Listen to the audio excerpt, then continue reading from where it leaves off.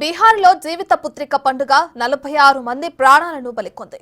వివిధ జిల్లాల్లో స్నానానికి వెళ్లి ప్రమాదవశాత్తు నీటిలో పడి 46 మంది ప్రాణాలు కోల్పోయారు. అందులో 37 మంది చిన్నారులు ఉండటం కలిచివేస్తోంది.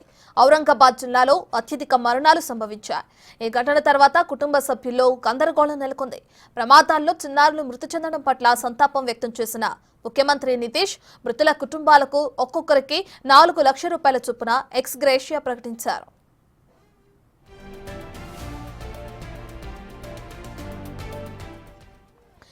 జియుతియా పండుగ, దీనినే జీవిత పుత్రిక పండుగ అని కూడా అంటారు. ఈ ఫెస్టివల్ సందర్భంగా మహిళలు తమ పిల్లల దీర్ఘాయువు కోసం ఉపవాసం ఉండి పూజలు చేస్తారు. అనంతరం నదిలో స్నానం ఆచరిస్తారు.